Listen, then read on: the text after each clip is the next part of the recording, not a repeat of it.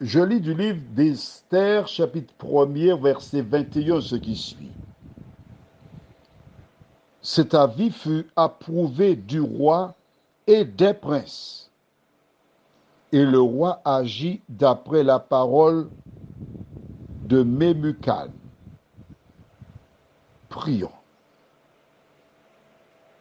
Notre Seigneur et notre Dieu,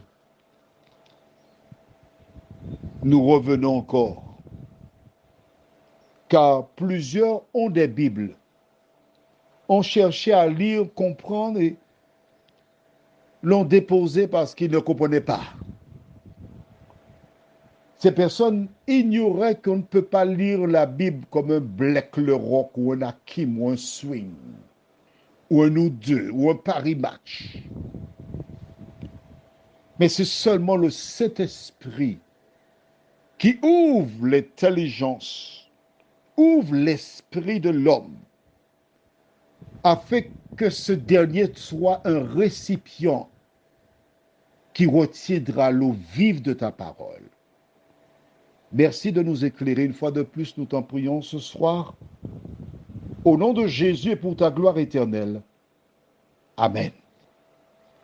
Voilà donc ces hommes qui passèrent du temps pour élaborer la loi. Et rappelle-toi, nous avons vu ensemble hier que l'objectif consistait que les femmes rendent honneur à leur mari. Que les hommes soient sur un piédestal. Mais qu'en est-il aujourd'hui? Celui qui inspira ces hommes par le passé a inspiré aujourd'hui des individus pour changer le camp. Et que voyons-nous?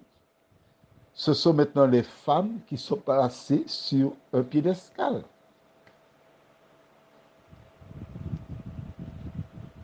Ce sont elles qui sont à l'honneur. Mais bien sûr. D'accord. Ok, ouais. Ok, je te l'accorde, c'est vrai. En matière de salaire, elles sont encore à la traîne. Oui, mais c'est vrai. Nous sommes là pour dire la vérité. Mais quand il s'agit de faire l'élection de Miss Guadeloupe ou Guyane, ce sont des femmes, hein? C'est vrai, on parle de justice. D'accord. Mais ça, les femmes sont à l'honneur. Tu es d'accord avec moi? Bon.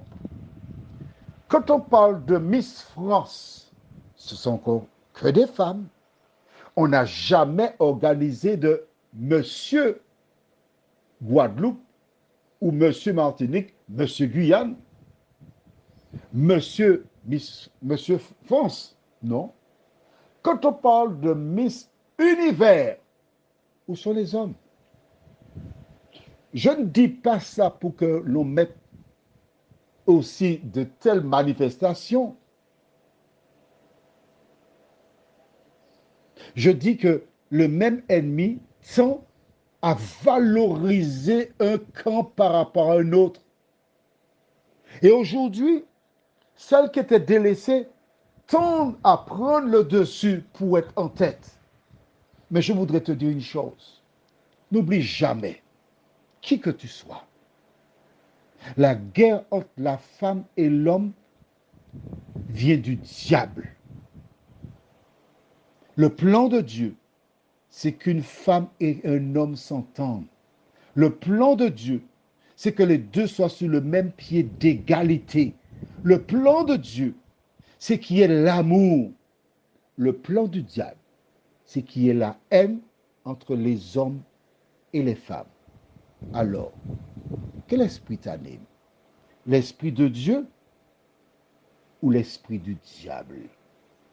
Prions. Seigneur, notre Dieu, notre Père, je reconnais sans aucune difficulté que beaucoup de femmes ont été maltraitées et le sont encore aujourd'hui. Je reconnais en toute humilité que l'ennemi a utilisé des hommes qui étaient méchants par le passé, qui ont fait du tort à des femmes. Et aujourd'hui, certaines tendent à chercher à renverser la vapeur Mais nous te remercions, Seigneur, parce que ta parole nous indique que tu es le Dieu de l'amour et tu cherches une seule chose, unir les hommes pour qu'ils soient heureux. Aide-nous à travers les lignes de l'histoire d'Esther à ne plus succomber à la guerre, mais à vivre selon ta parole, nous t'en prions. Au nom de Jésus et pour ta gloire éternelle. Amen. Je te souhaite une bonne journée, puis réfléchis. D'accord? Bien. Non, je te souhaite une bonne nuit. Mais quand je dis bonne journée, c'est-à-dire qu'à partir de maintenant, c'est une nouvelle journée qui commence pour toi dans ta relation avec le sexe opposé, que tu sois homme ou femme.